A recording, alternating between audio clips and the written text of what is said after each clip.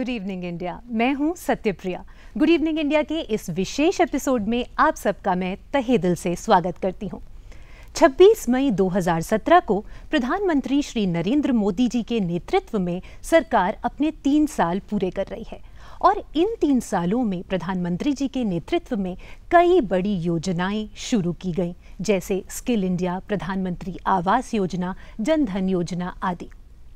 आज इसी उपलक्ष्य में हम बात करेंगे ऐसी ही 2 योजनाओं की, प्रधानमंत्री आवास योजना ग्रामीण एवं स्वास्थ्य के क्षेत्र में एक बड़ी पहल मिशन इंद्रधनुष की।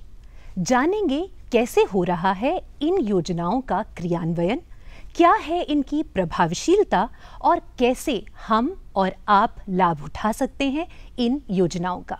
शुरुआत करते हैं, बात करते हैं प्रधानमंत्री आवास योजना ग्रामीण की। प्रधानमंत्री आवास योजना ग्रामीण के अंतर्गत प्रधानमंत्री के इस सपने को पूरा किया जा रहा है कि आने वाले 2022 तक अर्थात स्वाधीनता के 75 सालों के अंदर अंदर देश का हर नागरिक अपने घर में निवास करता हो। जी हाँ, हर एक के पास अपना घर हो और इसी सपने को साकार करते हुए प्रधानमंत्री आवास योजना की घोषणा की गई थी। इसी विषय में और बात करेंगे आज हम प्रधानमंत्री आवास योजना ग्रामीण के बारे में। हमारे साथ स्टूडियो में मौजूद हैं हमारे साथ मिनिस्ट्री ऑफ रूरल डेवलपमेंट के जॉइंट सेक्रेटरी श्री प्रशांत कुमार जी, आपका बहुत बहुत स्वागत है। साथ ही हम जुड़ेंगे दूरदर्शन केंद्र इंदौर से, जहां मेरी सहयोगी रीना रावत हैं, श्रीमती हिमवती वर्मन जी के साथ जो डायरेक्टर हैं प्रधानमंत्री आवास योजना ग्रामीण की, और साथ ही होंगे श्री केशर सिंह जी जिन्होंने इस योजना का लाभ उठाकर अपना पक्का मकान बनवाया है। बातें करेंगे, पर इससे पहले देखते हैं कि आखिर प्रधानमंत्री आवास योजना ग्रामीण है क्या। की प्रधानमंत्री आवास योजना ग्रामीण।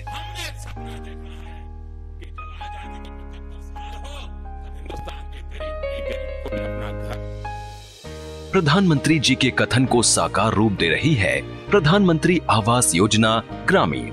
योजना का मकसद है समाज की अंतिम पंक्ति में खड़े ग्रामीण निर्धन वर्ग के अपने पक्के घर के सपने को पूरा करना। प्रधानमंत्री आवास योजना ग्रामीण पिछली योजना के मुकाबले कहीं अधिक व्यावहारिक है और इसमें लाभार्थियों के हित में कई महत्वपूर्ण बदलाव किए गए हैं। योजना के तहत बनाए जाने वाले घर का क्षेत्रफल 20 वर्ग मीटर से बढ़ाकर न्यूनतम 25 वर्ग मीटर यानी 267 वर्ग फुट कर दिया गया है। आवास के लिए सहायता राशि को पिछली योजना के मुकाबले काफी बढ़ा दिया गया है। मैदानी क्षेत्रों में सहायता राशि 1,20,000 रुपए और पूर्वोत्तर, दुर्गम, पहाड़ी और वामपंथी उग्रवाद से प्रभावित क्षेत्रों में अब 1,30,000 रुपए है। लाभार्थी को आवास के निर्माण के दौरान जहां 90 या 95 दिन की मजदूरी का भुगतान मनरेगा से किए जाने की व्यवस्था है, वहीं स्वच्छ भारत मिशन ग्रामीण या मनरेगा के तहत 12,000 रुपए की राशि शौचालय के निर्माण के लिए भी दिए जाने का प्रावधान है। अभी तक लाभार्थी का चयन बीपीएल प्रतीक्षा सूची के आधार पर किया जाता रहा, मगर अब लाभार्थियों का चयन सामाजिक और आर्थिक जनगणना वर्ष 2011 के आधार पर ग्राम सभा द्वारा किए जाने का प्रावधान है।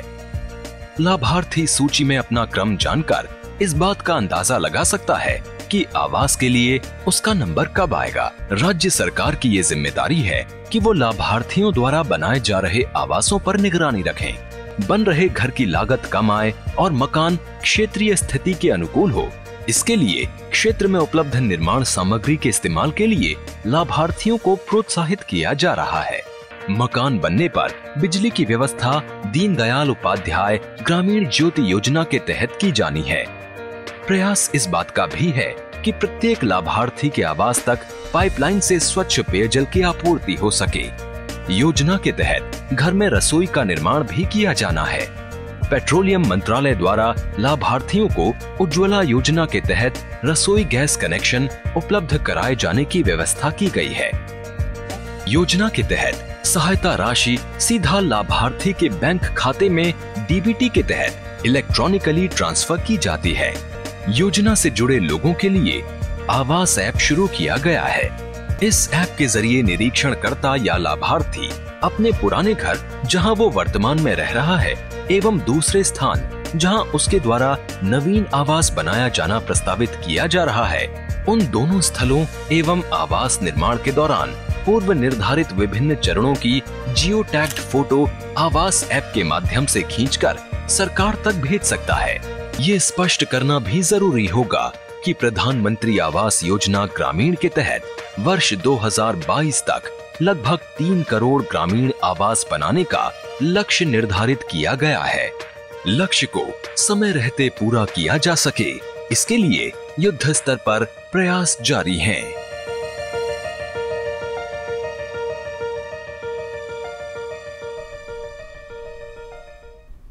प्रशांत जी, सबसे पहले आपसे ये जानना चाहेंगे, अभी हमने वीडियो में संक्षेप में देखा कि आखिर ये योजना है क्या। आपसे ये जानना चाहेंगे कि ये योजना किस टारगेट ग्रुप के लिए है और लाभार्थी का चयन किस प्रकार किया जाता है। ये आपने बड़ा अच्छा और काफ़ी महत्वपूर्ण प्रश्न किया है। लाभार्थी का चयन, जैसा कि आपने वीडियो में अभी देखा कि वर्ष 2011 में जो सामाजिक आर्थिक सर्वेक्षण हुआ था, जो जनगणना हुई थी, उसमें जो सूची बनी उसके आधार पे किया जाता है। और उस सूची में चूँकि वर्ष 2011 में हुआ था और वर्ष 2016 में इस योजना की शुरुआत हुई थी, इन 5 वर्षों में काफ़ी सारे लोगों को आवास मिल गया था विभिन्न योजनाओं के अंतर्गत, चाहे वो राज्य सरकार की हो चाहे वो भारत सरकार की हो। तो उन नामों को हटाया जाना था। इसके अलावा जिन लोगों ने स्वयं के मकान अपने वैसे भी बना लिए थे, उनको भी हटाया जाना था। और किसी कारणवश अगर किसी और कारण से अपात्र व्यक्ति भी का भी चयन हो गया था, तो उन लोगों को हटाया जाना। तो उनके वेरिफिकेशन के लिए, उनके सत्यापन के लिए ग्राम सभाओं के द्वारा यह सत्यापन का कार्य कराया गया था। ग्राम सभाओं से सत्यापन के उपरांत एक परमानेंट वेट लिस्ट तैयार की गई और उस परमानेंट वेट लिस्ट में जिन लोगों के नाम आए हैं, उनको हम लोगों ने एक प्रायोरिटी या प्राथमिकता के तौर पे उनके नामों को दर्ज किया है और इसीलिए इसे परमानेंट वेट लिस्ट कहते हैं। और इस परमानेंट वेट लिस्ट में अनुक्रम के अनुसार ऊपर से नीचे जो हमारे लाभार्थी हैं, हितग्राही हैं, उन्हें आवास दिए जाते हैं। तो इसीलिए इस योजना के अंतर्गत किसी को आवेदन करने की आवश्यकता नहीं है। जिन लाभार्थियों का नाम या जिन परिवारों के नाम उस सूची में आ गए हैं, उन्हें स्वयं ही सरकार की तरफ से जो हमारे प्रतिनिधि हैं ब्लॉक से, वो स्वयं उनके यहाँ जाएंगे, उनका रजिस्ट्रेशन कर लेंगे और फिर उन्हें लाभ मिलना प्राप्त हो जाएगा। अब तक इस तरह की जितनी योजनाएं जो थी लागू हो रही थी, कहीं ना कहीं उनमें लाभार्थियों का चयन बीपीएल के द्वारा किया जा रहा था, पर शायद ये पहली योजना है जहां पर आपने एसईसी के थ्रू इसका लाभार्थियों का चयन का ये शुरू हुआ है। बिल्कुल सही कह रही हैं आप। यह पहली भारत सरकार की या यूँ कहें कि राज्य सरकार की या किसी भी प्रकार की किसी भी योजना में एसईसी डेटा का पहली बार उपयोग किया जा रहा है और इसके लाभ हमें दिख रहे हैं कि लाभार्थियों के चयन में पारदर्शिता है और जो पात्र व्यक्ति हैं सिर्फ उन्हें ही लाभ मिल पा रहा है और पारदर्शिता के कारण सभी लोगों में इसके प्रति इसका स्वागत सभी लोगों ने किया हुआ है। आपसे इस विषय में और बात करेंगे। सबसे पहले हम दिखाना चाहेंगे दृश्य जब प्रधानमंत्री श्री नरेंद्र मोदी जी ने इस योजना को 20 नवंबर 2016 को लॉन्च किया था।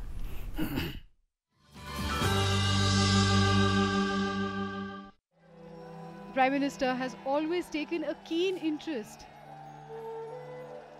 in not just the schemes but in the detailing of these schemes. As he looks closely at the various designs that have been created here for the Pradhan Mantri Awas Yojana Grameen, rural housing that has been designed keeping in mind the culture, the topography, the weather conditions of areas which are hilly and flat. These houses have been designed for states like Tripura, Assam, Chhattisgarh, Jharkhand, Maharashtra, Manipur, Odisha, West Bengal and Uttar Pradesh. special emphasis is being laid on using local materials, and here we see a house that can be made with bamboo. He will also release a framework for implementation of PMAYG.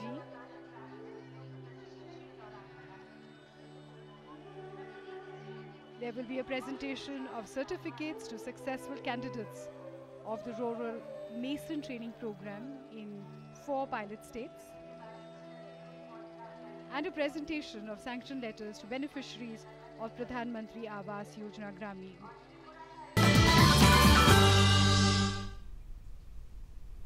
अभी हमने इस video में देखा कि प्रधानमंत्री कुछ models का अवलोकन कर रहे थे। आपसे जानना चाहेंगे कि ये मॉडल्स आखिर हैं क्या? जो हमारी तत्कालीन ग्रामीण आवास योजना, इंदिरा आवास योजना थी, तो उसके समय उसके बारे में यह कहा जाता था कि सारे मकान एक जैसे ही होते हैं और उसमें स्थानीय सामग्री का उपयोग उतना नहीं हो पाता है जितना कि होना चाहिए। तो इसलिए विचार हुआ कि पूरे हिंदुस्तान के लिए एक तरह के मकान नहीं होने चाहिए, क्योंकि क्षेत्र विशेष की अपनी जो जलवायु होती है वो अलग होती है, टेम्परेचर्स अलग होते हैं, भौगोलिक स्थिति अलग होती है, कहीं पहाड़ हैं, कहीं पे रेत है, और जो स्थानीय डिज़ाइंस जो घर के बनाए गए थे वो उन परिस्थितियों के अनुकूल बनाए गए थे। तो इसीलिए ये विचार हुआ कि क्यों ना हम सभी राज्यों में एक स्टडी कराएं और उस स्टडी में जो लोकल हाउस डिज़ाइन टाइपोलॉजीज़ हैं उसका अध्ययन करें और उसमें मॉडर्न टेक्नोलॉजी मिलाकर नए हाउस डिज़ाइन टाइपोलॉजी बनाएं। तो ये जो मॉडल माननीय प्रधानमंत्री जी देख रहे थे वो उन्हीं स्टडीज़ के आधार पे हैं और ये लो कॉस्ट हैं। मैं उदाहरण देना चाहूँगा आपको त्रिपुरा का। जैसे हमारी योजना में आपने देखा कि 267 वर्ग फीट का एक न्यूनतम मकान होगा। इस राशि में जो हम लोगों ने किया है तो नॉर्थ ईस्ट के लिए 1,30,000 है। उस राशि में उन्होंने 408 वर्ग फीट का मकान बनाया। उतने ही पैसों में बड़ा मकान बनाने का मुख्य कारण ये था कि स्थानीय सामग्री का उपयोग, स्थानीय सामग्री मतलब वहाँ बांस का उपयोग, बांस को ट्रीट किया जाता है जिससे कि उसकी आयु जो सामान्यतः 4-5 साल रहती है, लेकिन ट्रीटेड बैम्बू की जो आयु होती है 30 वर्ष या उससे अधिक हो जाती है। अच्छा। तो 2 चीज़ें हो गई, एक तो ये हो गया कि बांस वहाँ स्थानीय स्तर पर उपलब्ध है और दूसरी उसकी कि उसकी स्ट्रेंथ जो है ट्रीटमेंट के बाद बढ़ भी जाती है और आयु भी उसकी बढ़ जाती है। तो कम खर्च में बड़ा मकान, स्थानीय सामग्री का उपयोग, तो इन सब चीज़ों को ध्यान में रखते हुए हाउस डिज़ाइन टाइपोलॉजीज जो डेवलप की गई उन्हीं के कुछ मॉडल्स वहाँ रखे गए थे जिसे माननीय प्रधानमंत्री जी ने देखा भी और सराहा भी। आपसे बातचीत जारी रखेंगे। अब हम आपको ले चलते हैं इंदौर, जहां मेरी सहयोगी रीना रावत जी, हेमवती वर्मन जी और केशर सिंह से बात करेंगी।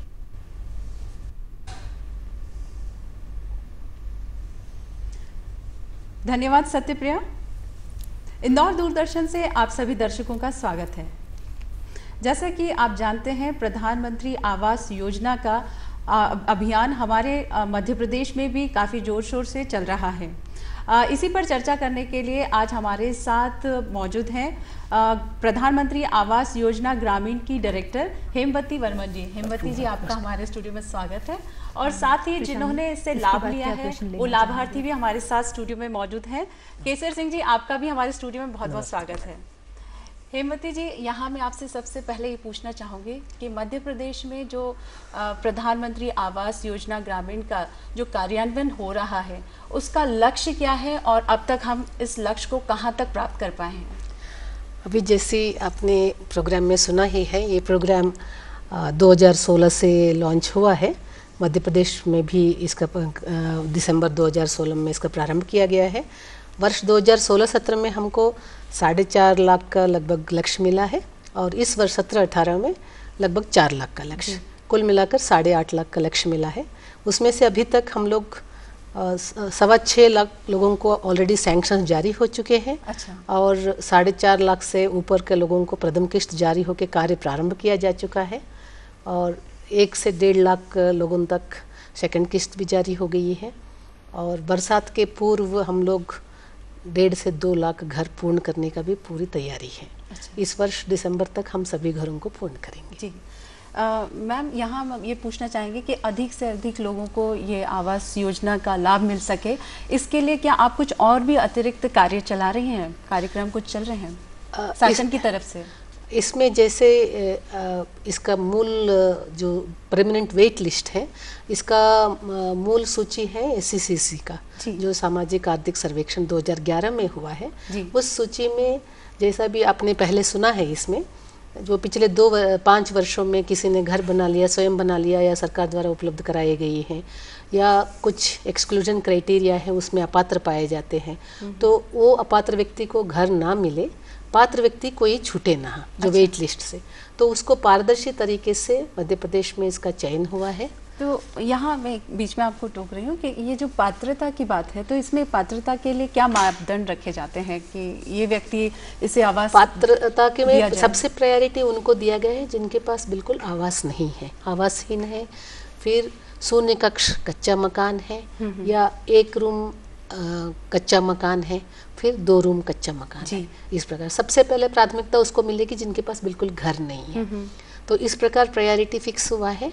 और मध्य प्रदेश में आवासहीन परिवार लगभग 29,000 है, उन सबको घर का स्वीकृति मिल गई है, सब घर प्रारंभ कर लिए, कई लोग पूर्ण भी कर लिए हैं। उसके बाद शून्य कक्ष कच्चा मकान वाला 54,000 के लोग हैं लगभग, उनको भी सभी को मिल गया है।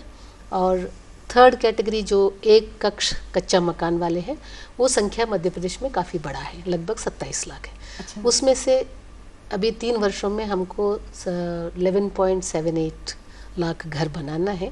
उसमें पारदर्शी तरीके से ग्राम सभाओं में उनका परीक्षण होता है कि ऐसा तो नहीं है कि इनमें सूची में नाम है किंतु मौके पर उनका पक्का मकान है, या बड़ा वाहन है, या उनका मकान शहर में बड़ा सा है और यहाँ पर झोंपड़ी बना के फिर से मांग रहे हैं। इसका परीक्षण पारदर्शी तरीके से ग्राम सभा द्वारा किया जाता है। जो पात्र व्यक्ति हैं उनको दिया जाता है। किसी भी योजना का सफलता इस बात से मानी जाती है कि उसके लाभार्थी खुश हैं या नहीं। तो आज हमारे साथ जो लाभार्थी हैं उनसे भी हम बात करके देखते हैं। केसर सिंह जी, आप पहले कच्चे मकान में रह रहे थे और अब पक्के मकान में रह रहे हो, जाहिर है आपको अच्छा लगता होगा, लेकिन आपको इस योजना का पता कैसे लगा और इस लाभ कैसे लिया आपने? ये लाभ मैडम 2000 सर्वे में हुआ था, 11 में सर्वे में हुआ था, फिर मीटिंग जमी थी पंचायत में, तो उसने मंत्री सरपंच ने बताया था कि आपका लिस्ट में नाम आ गया है। तो उसके बाद फिर इन्होंने कि वो सर्वे हो चुका है, नाम आ गया है। उसके बाद फिर उसने बताया तो हमारे खाते में फिर 40,000 रुपये आए थे। फिर उसने कहा कि भैया मकान हेड़ो, मकान हेड़ के फिर हमने बनाया मकान। उसके बाद 40 की किस्त डल गई, तो डल गई तो वो कच्चा मकान था, झोंपड़ा था, वो हेड़ दिया कुछ चाट कर दी मैडम। अच्छा, वो चलते गए, फिर काम ने सामान लाता गया मैडम, उसके बाद बढ़ता गया। यहाँ मैम मैं पूछना चाहती हूँ कि इस तरह से जो मकान बनते हैं उसके लिए कुछ प्रशिक्षण का भी प्रावधान है इस योजना के अंतर्गत? बिल्कुल है आपका। जैसे इन्होंने एक अच्छी बात कहा कि इनको कहाँ से पता चला, इनको आवेदन देने की आवश्यकता ही नहीं है। जिनकी उनका नाम में सूची है तो ऑटोमेटिकली उनको सूचना उनको हम लोग स्वयं देते हैं कि आपकी सूची में नाम है, आप अपना पक्का मकान बना लीजिए। अच्छा। और 40,000 रुपया प्रथम किस्त तो इनके खाते में पहुँच जाता है। तो केसर सिंह जी, यहाँ आप जब अनुदान राशि मिली, जो आपको पैसा मिला मकान बनाने के लिए, तो वो कैसे मिला? आपको एक बारी में सारी राशि मिल गई या कुछ टाइम के बाद मिले, कुछ निश्चित समय के बाद मिले? वो मैडम एक किस्त 40 की मिली।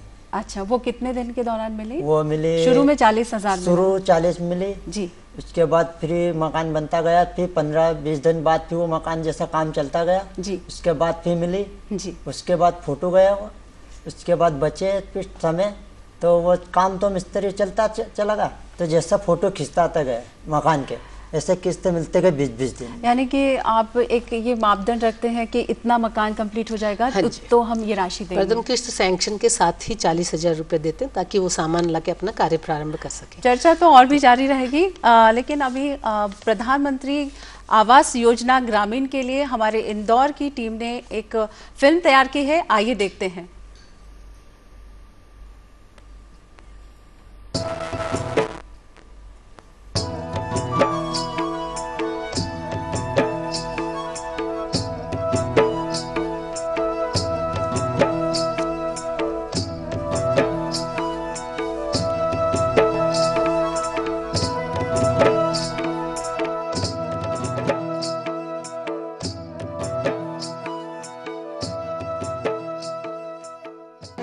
आज प्रधानमंत्री आवास योजना के पहले मकान का लोकार्पण करने का सौभाग्य हम लोगों को मिला है।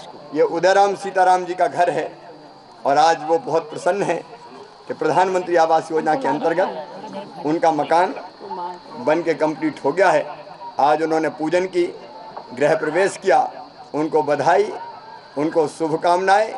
और कोई गरीब बहन भाई चिंता ना करे, सबके मकान बनवाए जाएंगे, कोई बिना मकान के और बिना जमीन के मध्य प्रदेश में नहीं रहेगा। बहुत बहुत शुभकामनाएं।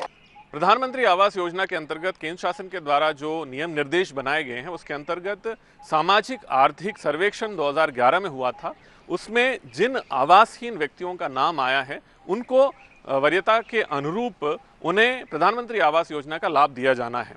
इंदौर जिले में मध्य प्रदेश शासन के द्वारा बनाए गए नियमों के अंतर्गत लगभग 3,500 से ज़्यादा व्यक्तियों को, जो मुख्य रूप से अनुसूचित जाति, जनजाति, दिव्यांगजन और आवासहीनों की जो लोग हैं पात्रता में आते हैं, उनको हमारे द्वारा लाभ पहुंचाया जा रहा है। प्रथम फेज़ में लगभग 2,000 लोगों को, जिनको इसमें पात्रता के अनुरूप हमने राशि दी है, उनका क्रियान्वयन कंप्लीट होने के लिए आ रहा है और मकान बनकर तैयार हो रहे हैं।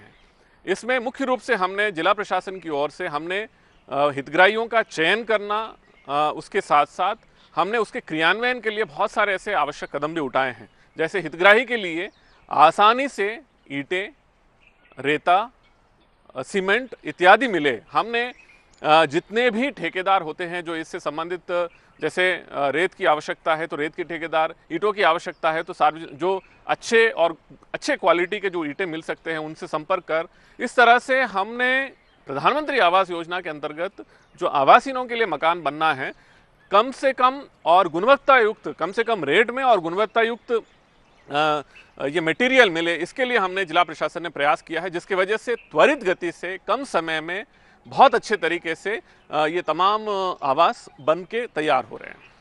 ये जो आप देख रहे हैं हमारे महू ब्लॉक का पहला आवास है। प्रधानमंत्री आवास योजना ग्रामीण के तहत यह पहला आवास निर्मित हुआ है। हम माननीय प्रधानमंत्री जी की और हमारे माननीय मुख्यमंत्री जी की दृष्टिपत्र में सबसे महत्वाकांक्षी और महत्वपूर्ण प्रधानमंत्री आवास योजना ग्रामीण के तहत हितग्राहियों को जो आवास दिए जा रहे हैं, उसमें ये उदय सिंह का पहला आवास निर्मित हुआ है, जो यहाँ महू ब्लॉक में आप लोग के सामने है। उदयराम सीताराम का ये आवास जो है, इनका जो सिलेक्शन हुआ था ऐसी सूची सर्वे के अनुसार हुआ था। इसमें ये पात्र एसटी कैटेगरी में पात्र पाए गए थे। हम बहुत रोज से यहाँ रहते थे, हमारी झोपड़ी थी और कुछ फिर सरकार ने कोई कुटी देने से हमारा मकान पक्का बन गया है और हमको बड़ी खुशी हुई। मेरा नाम अशोक है। मेरे पिताजी का नाम उदयराम पिता सीताराम कनासिया है। हम यहाँ गौली प्लासिया में बहुत दिन से कच्चे मकान में रहते थे। आज शासन ने हमें पक्का मकान दिया है और हम बहुत खुश हैं। परिवार के सब हमारे सब बहुत खुश हैं।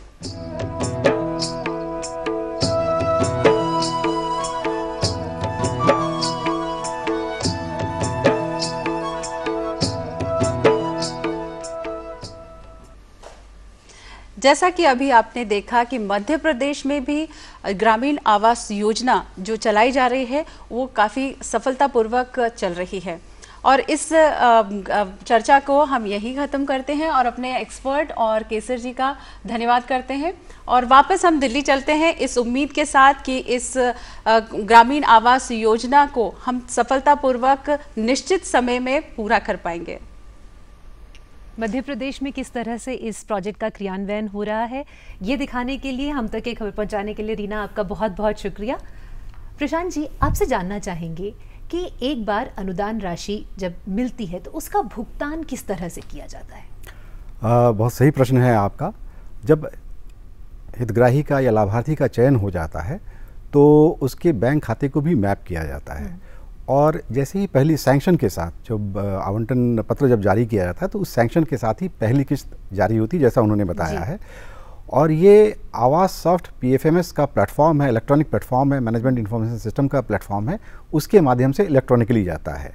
और जैसा कि हमारे हितग्राही केसर सिंह जी ने बताया कि 40,000 की किस्त उनको सीधे उनके खाते में आ गई।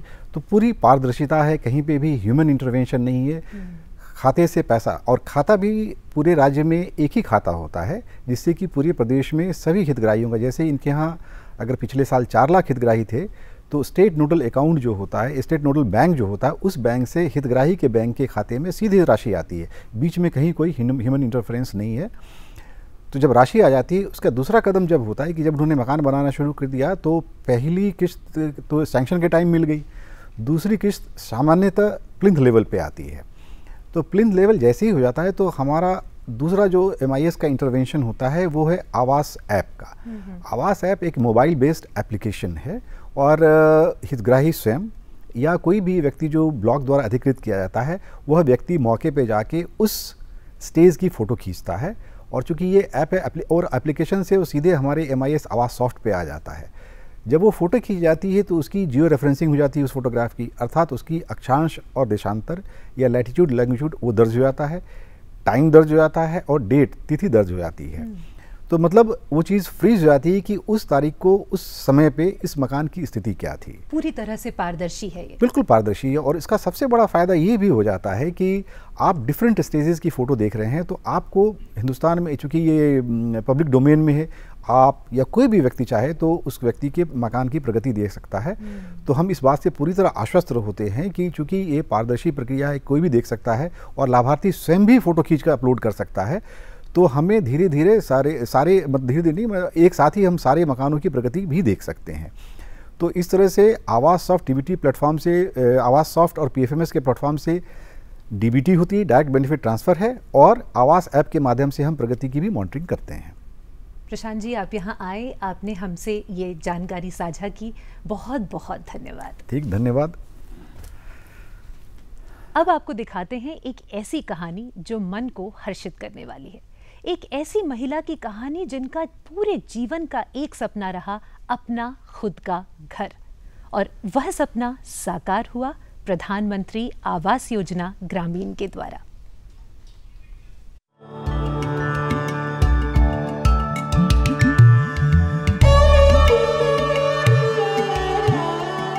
ये है मध्य प्रदेश में गुना जिले की आरोन जनपद का आदिवासी बहुल गांव ककरुआ। गांव में गरीबी का मंजर, लगभग सभी घर खस्ता हाल छप्पर नुमा, पीढ़ी दर पीढ़ी इन्हीं कच्चे मकानों में जिंदगी बसर कर रहे सहरिया आदिम जनजाति के इन आदिवासियों ने सपने में भी नहीं सोचा था कि कभी इन्हें भी रहने को पक्की मजबूत छत का आश्रय मिलेगा। किस्मत बदली वर्ष 2011 की सामाजिक आर्थिक जनगणना की सूची ने, जो आधार बनी प्रधानमंत्री आवास योजना ग्रामीण का। आयोजन हुआ विशेष ग्राम सभा का। योजना में हितग्राहियों का लक्ष्य अनुसार चयन किया जाना है। ग्राम वासियों ने जनगणना सूची में चिन्हित किए गए परिवारों में से उनकी जरूरत के आधार पर आवास संबंधी प्राथमिकता को वर्ष 2022 तक के लिए तय किया। यानी अगले 5 वर्षों तक प्रधानमंत्री आवास योजना ग्रामीण के हितग्राहियों को किस क्रम से योजना का लाभ मिलेगा।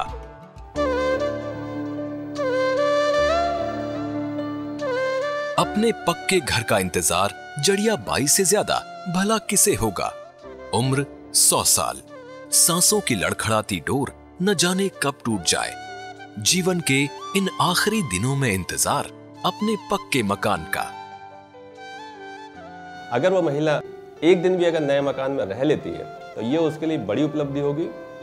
न केवल खुद के लिए बल्कि अपने बेटे के लिए भी उसको बड़ा सुकून होगा कि मैं अपने बेटे को नया मकान दे के जा रही हूँ। आवंटित हुए घरों में एक नाम जड़िया बाई का भी था। अन्य घरों के समान ही उसके घर का निर्माण भी शुरू हुआ और देखते ही देखते पूरा भी हो गया। जड़िया बाई का घर अब तैयार है। चारों तरफ से खुला हवादार घर, साफ सुथरी रसोई, साथ ही में शौचालय और घर के बाहर हरियाली। जिंदगी की सबसे बड़ी आस पूरी हुई। जड़िया बाई अब छप्पर से निकल अपने नए घर में रहेंगी। झोंपड़ी में बहुत दिन तैर करा, ये सपा झोंपड़ी थी, झोंपड़ी में छोली चढ़ा चढ़ा के तैर करी। अब उनको माँ को मकान मिल गया और हमारी माँ नए मकान में रहेंगी तो बहुत अच्छी रह गई। दिनांक 19 फरवरी वर्ष 2017 जड़िया बाई के अपने परिवार के साथ नए घर में गृह प्रवेश को ग्रामवासियों ने जैसे एक उत्सव का रूप दे दिया। गृह प्रवेश के 18वें दिन यानी 9 मार्च 2017 को जड़िया बाई ने इसी नए घर में जीवन की अंतिम सांसें ली। आज जड़िया बाई हमारे बीच नहीं है, मगर उनकी दुआएं हमेशा प्रधानमंत्री आवास योजना ग्रामीण और उससे जुड़े हितग्राहियों के साथ है। और जड़िया बाई का ये आशीर्वाद भी साथ है कि 2022 तक इस देश का कोई बाशिंदा बेघर ना रहे, कच्चे टूटे फूटे झोपड़े में ना रहे। अपना देश, अपना घर, ये सपना पूरा हो।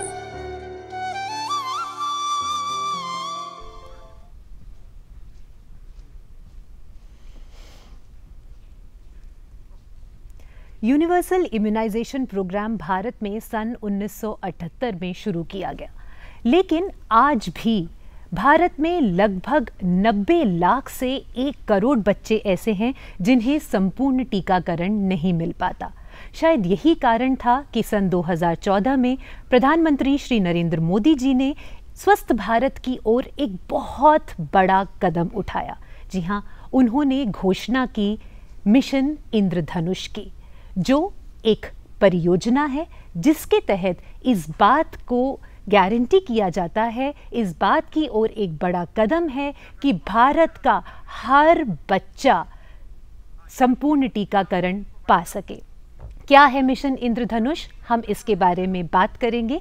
सबसे पहले हम आपको बता दें कि इस विषय में बात करने के लिए हमारे साथ स्टूडियो में मौजूद हैं डॉक्टर बलविंदर सिंह WHO से और डॉक्टर NK अरोड़ा इनक्लेम से। नमस्कार। साथ ही हम जुड़ेंगे दूरदर्शन लखनऊ से, जहां डॉक्टर विकास सिंगल जो GM हैं रूटीन इम्यूनाइजेशन के, हमारे साथ बातचीत करेंगे। पर उससे पहले हम देखते हैं कि आखिर मिशन इंद्रधनुष है क्या।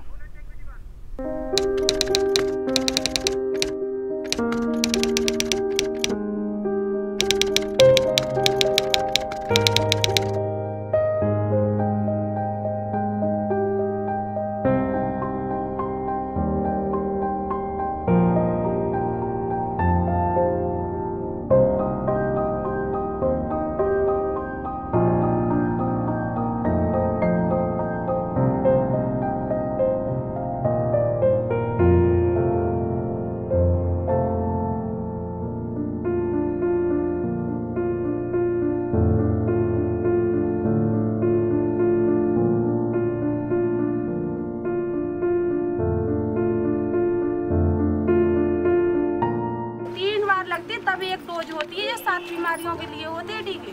ठीक है।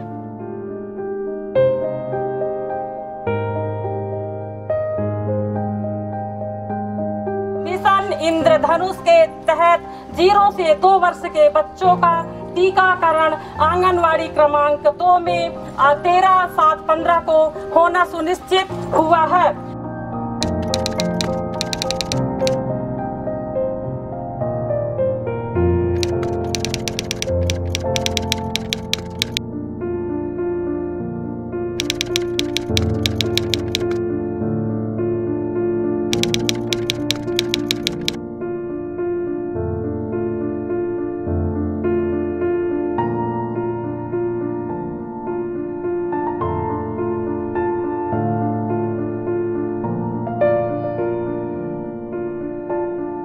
जब हम रूटीन में 100% लोगों के लिए काम करते हैं तो कुछ पर्टिकुलर एरियाज, कुछ पर्टिकुलर कम्युनिटीज़ जब हमसे छूट जाती हैं, उन कम्युनिटीज़, उन एरियाज़ और उन एक्टिविटीज़ को कवर करने के लिए स्पेसिफिक प्रोग्राम चलाए जाते हैं। मिशन इंद्रधनुष भी उसी कड़ी में एक प्रोग्राम है।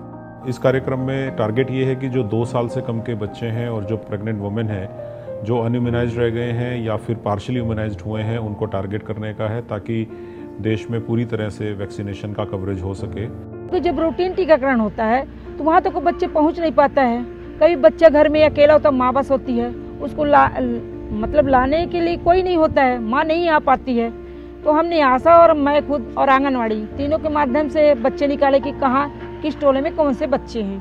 कोई भी कार्यक्रम जो हम चला रहे हैं वो तभी संभव है जब हम टीम वर्क से कार्य करें और हमारी टीम का प्रत्येक सदस्य अपनी जिम्मेदारियों को समझे और अपने अधिकारों को समझे और सही प्रकार से कार्य करे। यदि हम टीम वर्क से कार्य करेंगे तो वह दिन दूर नहीं कि हमारे देश में 100% टीकाकरण होगा और 100% हमें देश को बेहतर स्वास्थ्य सुविधाएं दे पाएंगे।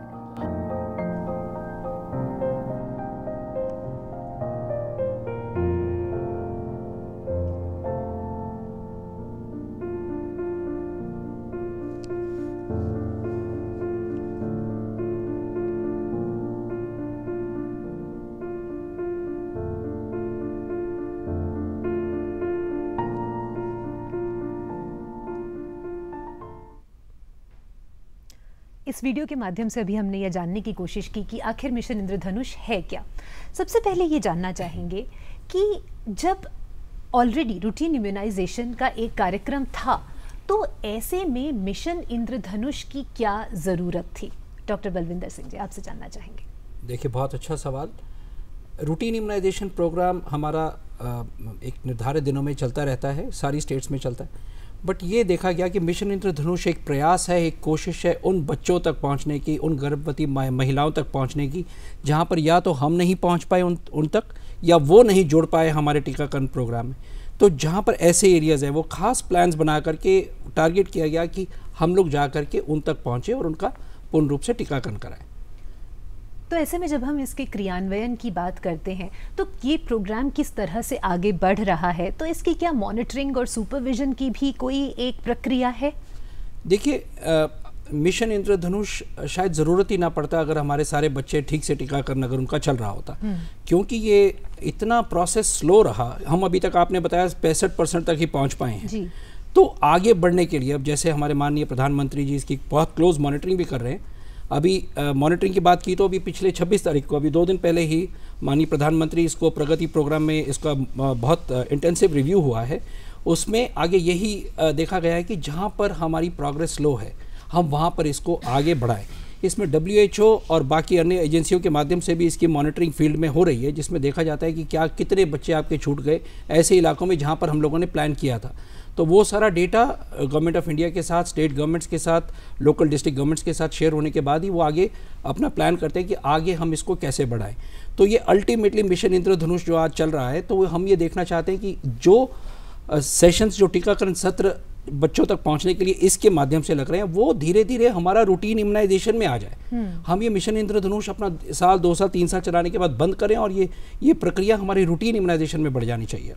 जी डॉक्टर अरोड़ा, आपसे जानना चाहेंगे कि क्या ऐसे कारण हैं जिसकी वजह से बच्चे अपने पहले साल के टीकाकरण को पूरा नहीं करते और ड्रॉप आउट हो जाते हैं, और मिशन इंद्रधनुष इस अगर देखा जाए तो इसके लिए किस तरह का एक उत्तर बना है? जैसे डॉक्टर बलविंदर बता रहे थे कि ये हमारा जो टीकाकरण कार्यक्रम है ये एक बहुत ही बेहतरीन कार्यक्रम है और बच्चों तक पहुंचने के लिए काफ़ी प्रभावी कार्यक्रम है। ये देखा गया पिछले 10-15 साल में कि जो पहला टीका BCG का लगता है या फिर पेंटावेलेंट या DPT का पहला टीका। तो पहला टीका जो 6 हफ्ते 8 हफ्ते पे लगता है वो तो हम 90-95% बच्चों तक पहुंच जाते हैं जी। लेकिन तीसरा टीका तक आने तक और खसरे का टीका आने तक ये बच्चे ड्रॉप आउट हो जाते हैं, यानी 60%, 62%, 65% रह जाते हैं। यानी कि मैं 90-95% से आकर के 60% आधे बच्चे रह जाते हैं। और ये मिशन इंद्रधनुष का मिशन ही यही है कि ये कैचअप करा जाए, ये जो हमारे से बच्चे रह जा रहे हैं और उनका कारण जानने के लिए कि वो क्यों रह जा रहे हैं और उन तक पहुंचा कैसे जाए। और ये देखा गया 3-4 बहुत महत्वपूर्ण कारण देखे गए। एक तो माता पिता में अवेयरनेस नहीं होती, जानकारी नहीं होती कि मैंने बच्चे को एक टीका लग गया, मैं दोबारा लेके आना है कि नहीं आना। दूसरा, कई बार चिंता होती है कि भाई हल्का बुखार हो गया, लोकल सूजन हो गई, तो वो डर के मारे नहीं लेके आते। तीसरा, कुछ जगह पे देखा गया कि भाई हमारे कार्यक्रम की कमी रह गई, कि वैक्सीन नहीं पहुंची, एएनएम नहीं पहुंची। तो ये तीनों कारण कुल मिलाकर के जो हैं मुख्य कारण बनते हैं। तो मिशन इंद्रधनुष में इन तीनों कारणों का उनको चैलेंजेस को एड्रेस किया गया है। एक तो बहुत अच्छी तरीके से सोशल मोबिलाइजेशन की गई, लोगों को बताया गया कि नहीं, टीकाकरण कितना ज़रूरी है और स्वास्थ्य के लिए बहुत ज़रूरी है। और तीसरा जो कार्यक्रम है, ये इस कार्यक्रम की मुख्य यूँ कहूँगा कि स्ट्रेंथ रही है कि इस मिशन इंद्रधनुष में पूरे हेल्थ सिस्टम की स्ट्रेंथनिंग करी गई। जो कमज़ोरियाँ थी उनको पूरा किया गया, और इस तरीके से नहीं कि खाली हमारे को वो उस दिन का अपना काम पूरा करना, ऐसा नहीं। ऐसा किया गया कि पुख्ता तौर पे पूरा हेल्थ सिस्टम को स्ट्रेंथन किया गया। तो या तो वैक्सीन की जो डिलीवरी है, कोल्ड चेन का सिस्टम है, वैक्सीन की उपलब्धता है, मैन पावर की यानी एएनएम की, आशा जी की जो वहाँ पर उपलब्धता है, वो सबको सुनिश्चित किया गया। तो इस तरीके से हेल्थ सिस्टम की जो स्ट्रेंथनिंग की गई है, ये मिशन इंद्रधनुष का एक यूनिक सेलिंग पॉइंट, यूएसपी रहा है। और इनफैक्ट सारी दुनिया में मिशन इंद्रधनुष की बहुत प्रशंसा की गई है इसी वजह से कि जो ये कार्यक्रम एक बड़ा नायाब तरीके से इसको किया गया, और जिससे कि लॉन्ग टर्म में सिस्टम को स्ट्रेंथन किया जा सके। आपसे बातचीत जारी रखेंगे। हमारे साथ जुड़ रहे हैं लखनऊ से डॉक्टर विकास सिंघल। विकास जी, आपका बहुत बहुत स्वागत है। सबसे पहले आपसे ये जानना चाहेंगे कि मिशन इंद्रधनुष का क्रियान्वयन धन्यवाद आपके राज्य में किस प्रकार हो रहा है?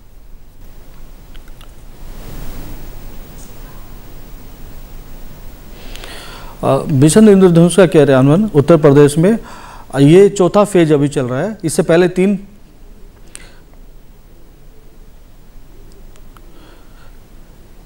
फेज हो चुके हैं, जिनमें पहला फेज वर्ष 2015 में था, अप्रैल, मई, जून, जुलाई। और दूसरा फेज भी वर्ष 2015 में ही था, अक्टूबर, नवंबर, दिसंबर और जनवरी। तो इन फेजेस में कितने डिस्ट्रिक्ट्स आपने कवर? तीसरा फेज वर्ष 2016 में, अप्रैल, मई, जून, जुलाई। यस, पहले फेजेस में उत्तर प्रदेश में पहले फेजेस में 44 डिस्ट्रिक्ट लिए गए थे, सेकंड फेज में 36 और थर्ड फेज में 55 और अभी चौथे फेज में 37 डिस्ट्रिक्ट ले गए हैं। तो जिन बच्चों तक संपूर्ण टीकाकरण पहुंच रहा है, क्या उनके प्रतिशत में कोई वृद्धि भी दिख रही है मिशन इंद्रधनुष के बाद?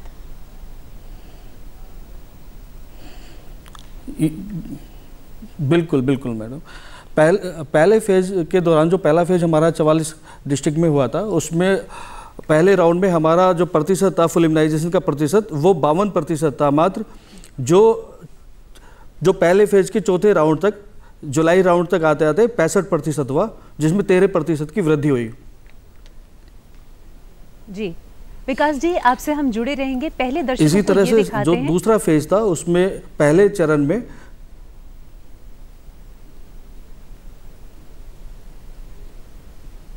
Yes ma'am. विकास जी, आपसे हम जुड़े रहेंगे। सबसे पहले दर्शकों को ये दिखाते हैं कि विभिन्न राज्यों में किस तरह से मिशन इंद्रधनुष का क्रियान्वयन किया जा रहा है इस वीडियो के माध्यम से।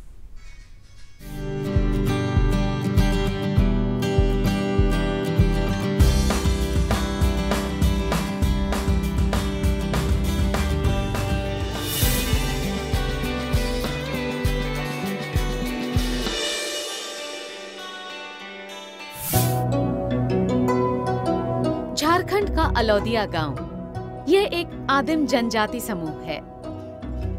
यहाँ की आशा यानी अक्रेडिटेड सोशल हेल्थ एक्टिविस्ट हैं असृता, और इन्हें लोग सहिया भी बुलाते हैं।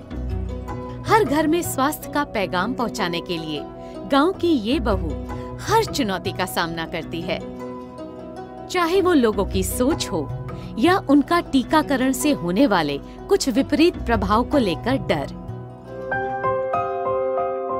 2009 में झारखंड में 43% महिलाएं टीकाकरण के महत्व के बारे में नहीं जानती थीं और लगभग 2.5 लाख शिशुओं का टीकाकरण छूट जाता था। हर बच्चे के संपूर्ण टीकाकरण का लक्ष्य लेकर अस्रिता इस अभियान का हिस्सा बन गईं और शिशुओं को एक सुरक्षित भविष्य का वादा मिल गया। महिला लोग नहीं समझ पाती थी कि टीकाकरण से क्या लाभ है।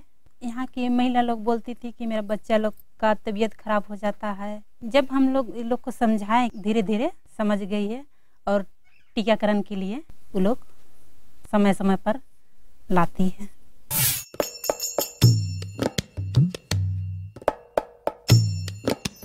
मानवता की सेवा सबसे बड़ा धर्म है और इसीलिए अनेक आशा, ANM, CMC, आंगनवाड़ी कार्यकर्ताओं के साथ हर समुदाय के लोग बच्चों की सेवा और सुरक्षा में जुड़े हैं। इनमें एक बहुत प्रभावकारी गुट है धर्म गुरुओं का। ऐसी ही एक मजहबी शख्सियत हैं पाक बड़ा मुरादाबाद के इमाम शम्मे आलम। ये जमात को टीकों की अहमियत समझाते हैं और टीकों से जुड़े उनके हर डर को दूर करते हैं। मज़हब इस्लाम ने इस चीज़ की हमें इजाज़त दी है कि हम अपने जिस्म की हिफाजत कर सकें। 3 पहियों पर एक जिंदगी हजारों की सलामती के लिए रोज निकलती है। मिलिए ओडिशा के रहने वाले पूर्णचंद्र से उनकी टीका एक्सप्रेस में।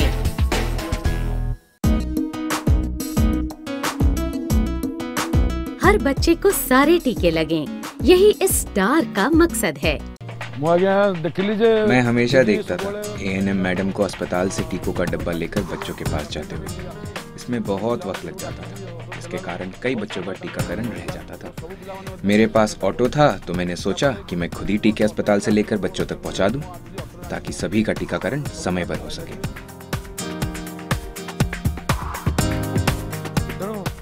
आज मुझे खुशी और बेहद गर्व है कि ज्यादा से ज्यादा बच्चों की सेहत की सुरक्षा मुमकिन हो पाई।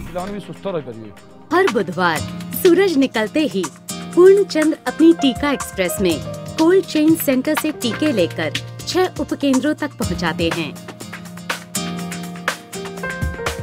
ये बच्चों के स्वास्थ्य और विकास के लिए अहम हैं।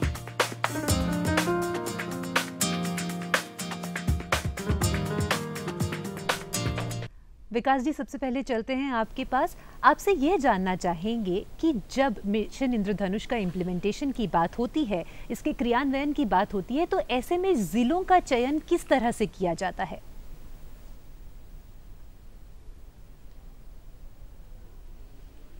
अभी उत्तर प्रदेश में जो ज़िले चयनित किए गए हैं वो केंद्र सरकार के द्वारा ही किए गए। उसमें इस बात का ध्यान रखा जाता है कि जो हमारे ऐसे जनपद जहाँ पर हमारे नियमित टीकाकरण का प्रतिशत कम है, तो उन्हीं जनपदों को उसमें चयनित किया जाता है। और इसमें तीन कैटेगरी इनकी बनाई गई हैं। उच्च प्राथमिकता वाले ज़िले हैं, मध्य प्राथमिकता वाले और निम्न प्राथमिकता वाले ज़िले हैं।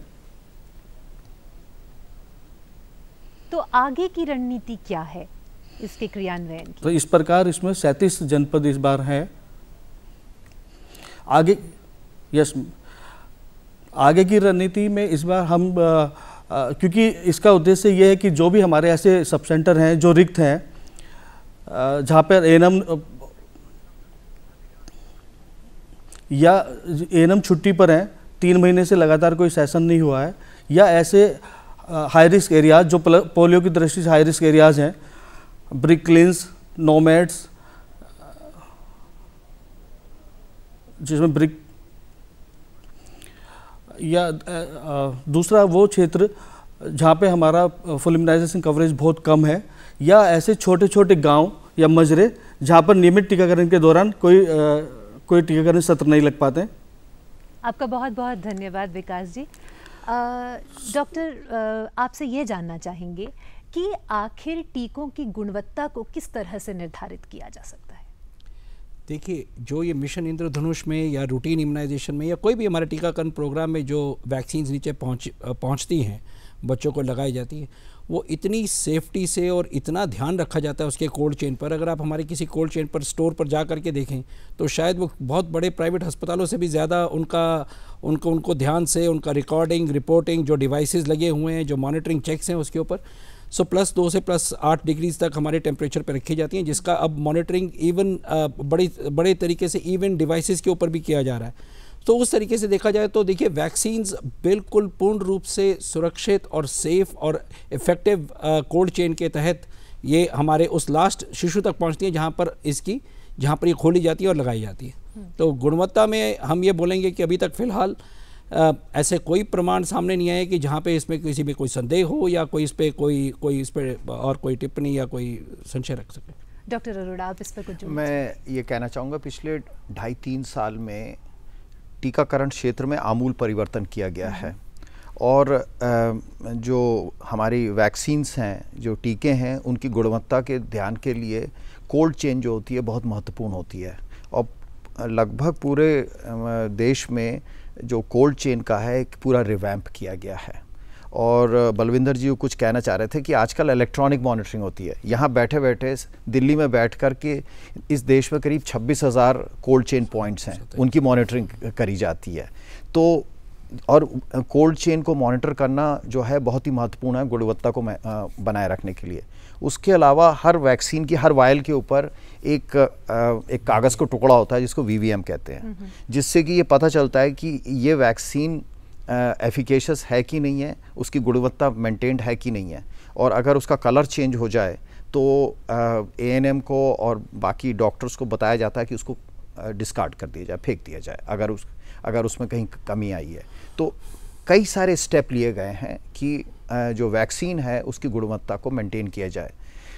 मैं तो यहाँ तक कहूँगा कि जो सरकारी सिस्टम में जो इस समय वैक्सीन दी जाती है उसकी गुणवत्ता बिल्कुल पूर्ण तरह अश्योर्ड है। प्राइवेट सिस्टम के बारे में हम नहीं कह सकते, लेकिन सरकारी सिस्टम बहुत अच्छा है इस समय, नंबर 1। नंबर 2, जो बहुत ही महत्वपूर्ण और कई लोगों के मन में चिंता है कि क्या हमारी वैक्सीन सेफ़ हैं, सुरक्षित हैं। तो चाहे वो पोलियो वैक्सीन है, चाहे हमारी पेंटावेलेंट है, चाहे BCG है, चाहे खसरे का टीका है, जितनी भी वैक्सीन्स हैं वो पूर्णतः सेफ़ हैं। हाँ, जब पेंटावेलेंट इंजेक्शन लगाया जाता है या मीज़ल्स का, खसरे का इंजेक्शन लगाया जाता है तो थोड़ा सा जहाँ पर इंजेक्शन लगाया जाता है वहाँ थोड़ी सूजन हो जाती है, बच्चे को हल्का बुखार हो जाता है। तो उससे माँ बाप को बिल्कुल भी चिंतित होने की आवश्यकता नहीं है, क्योंकि वैक्सीन्स बिल्कुल सेफ़ हैं। हमारा मकसद है कि मेरा बच्चा मेरे से ज़्यादा स्वस्थ रहे, और एक तरीके से वैक्सीन जो है हमारे बच्चे के लिए इंश्योरेंस है।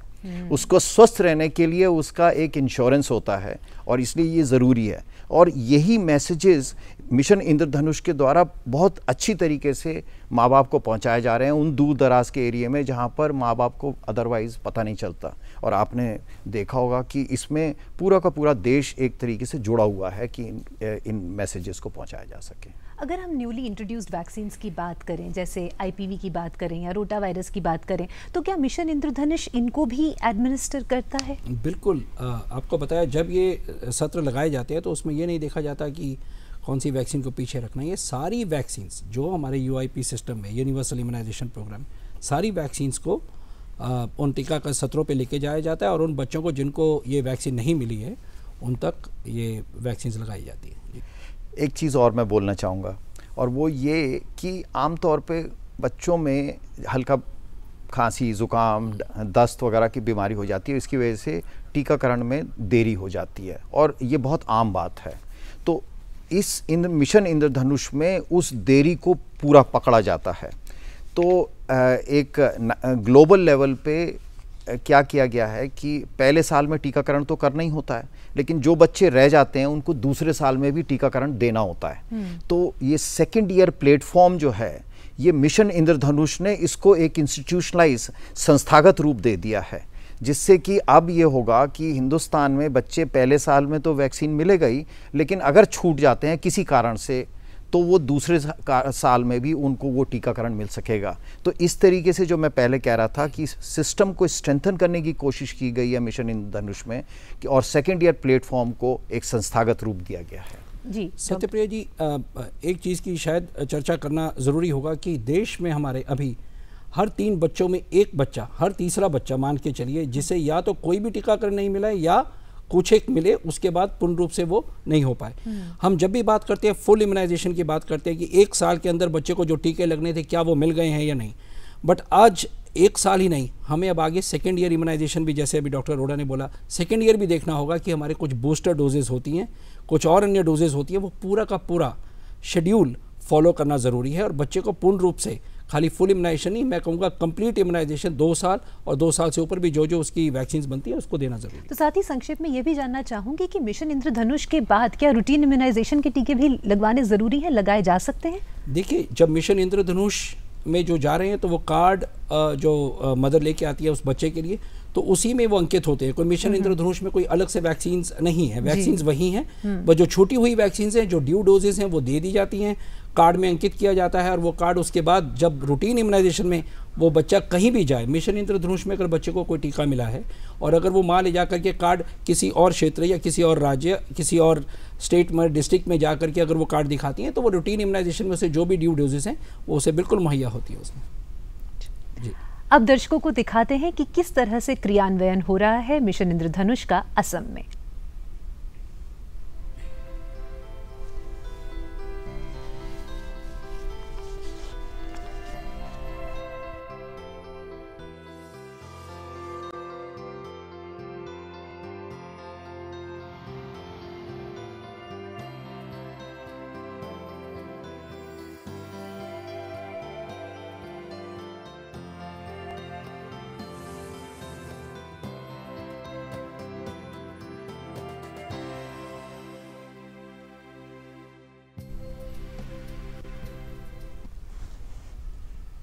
डॉक्टर सिंह, सबसे पहले आपसे ये जानना चाहूँगी कि कम्युनिकेशन एरिया की अगर हम बात करें तो ऐसे में क्या चैलेंजेस नज़र आते हैं? देखिए, हम लोग बहुत देर से ये देखते आए हैं कि जो यूजुअल ट्रेडिशनल वे है, जो हम लोगों का पोस्टर लगाना, बैनर लगाना, थोड़ा बहुत मुनादी कराना गांव में, वो ठीक है, वो सब चल रहा है। बट आजकल ज़माना आपको मालूम है कि व्हाट्सएप का आ गया है, ट्विटर हैंडल का आ गया है, फेसबुक का आ गया है।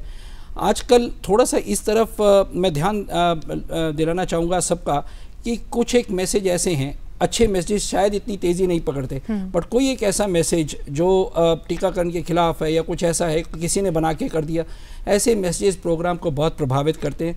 उस माँ का बच्चा, जो अभी डॉक्टर अरोड़ा ने कहा, जो चाहती है कि वो मेरे से ज़्यादा स्वस्थ रहे, वो किसी तरीके से कई बार उसमें रुकावट आ जाती है। अभी हमने पीछे देखे, हमारे कुछ कैंपेन्स चले और उसमें किसी ना किसी ने कहीं छोटा मोटा कोई मैसेज अपना निकाल करके व्हाट्सएप पे भेजा, फेसबुक पे भेजा, कुछ और, उससे लोगों को भ्रमित किया जाता है। तो मेरे गुजारिश यही रहेगी कि जब ऐसे प्रोग्राम आए, आप सही जगह पर जा करके वहाँ पर पता करें कि ये जो मैसेजेस आए कि ठीक हैं या नहीं हैं। ऐसे प्रोग्राम, ऐसे मैसेजेस आपके प्रोग्राम को बहुत प्रभावित करते हैं और ऐसी किसी भी र्यूमर पे ना जाएं और किसी संस्था में जा करके किसी डॉक्टर से, किसी अपनी एएनएम भैंजी से, किसी से बात करके इसकी पुष्टि करें कि ये क्या है। मिशन इंद्रधनुष का जो सक्सेस है उसका क्रेडिट किसको दिया जाए? वेल, मिशन इंद्रधनुष का क्रेडिट वैसे तो डिप्लोमेटिकली सभी सरकारों को सब कुछ, बट इसका रियल क्रेडिट हमारे उस हेल्थ वर्कर को जाता है, हमारे उस मेडिकल ऑफिसर को जाता है जिसने ये अच्छे से प्लान किया, जिसने ये अच्छे से वहाँ पे पहुँचाया। और ये हेल्थ वर्कर जब मैं बोलता हूँ तो उसका मतलब है हमारी एएनएम बहन जी, हमारी आशा, हमारी आंगनवाड़ी वर्कर, मेडिकल अफसर और पूरा हेल्थ डिपार्टमेंट, ये क्रेडिट उनको जाता है, ये इतना अच्छा प्रोग्राम को आगे लीड करने के लिए। जी डॉक्टर अरोड़ा, आप हमारे दर्शकों को क्या संदेश देना चाहेंगे? मेरा सब माता पिता से एक अनुरोध है, हाथ जोड़ करके, कि अपने बच्चे का टीकाकरण एक धर्म की तरह निभाएं। हर बच्चे का अधिकार है कि उसको पूरा टीकाकरण पूरी तरह से मिले, जिससे कि वो स्वस्थ जीवन जी सके और इधर उधर की भ्रामक बातों से बिल्कुल भी प्रभावित ना हो और बच्चे का जीवन सुरक्षित रखने के लिए टीकाकरण ज़रूर कराएं। आप दोनों यहाँ आए, आपने हमसे बातचीत की, दर्शकों के साथ इतनी महत्वपूर्ण जानकारी आपने साझा की, इसके लिए आपका बहुत बहुत धन्यवाद। थैंक यू, शुक्रिया। ऐसी योजनाएं, परियोजनाओं की जब घोषणा होती है तो लक्ष्य तक पहुंचने में कई बार बहुत मुश्किलें आती हैं, पर जैसा किसी ने कहा है कि कौन कहता है कि आसमां में सुराख नहीं किया जा सकता, कौन कहता है कि आसमान में सुराख नहीं हो सकता, एक पत्थर तबीयत से उछालो यारो। इसी के साथ मैं आप लोगों से विदा लेना चाहूँगी, पर चलते चलते आपसे यह जानकारी ज़रूर हम लेना चाहेंगे कि आपको आज का हमारा ये एपिसोड कैसा लगा। आप हमें लिख सकते हैं, आपको हमारा ईमेल आईडी मैं याद दिला दूं, हमारा ईमेल आईडी है goodeveningindiafriday@gmail.com। आपके सुझावों, आपकी प्रतिक्रियाओं का हमें बेसब्री से इंतजार रहेगा। आपसे मिलेंगे फिर इसी दिन, इसी समय एक और जानकारी और मनोरंजन से भरपूर गुड इवनिंग इंडिया का एपिसोड लेकर। तब तक मैं आपसे विदा लेती हूँ। आप सब स्वस्थ रहें, आप सबका मंगल हो। नमस्कार।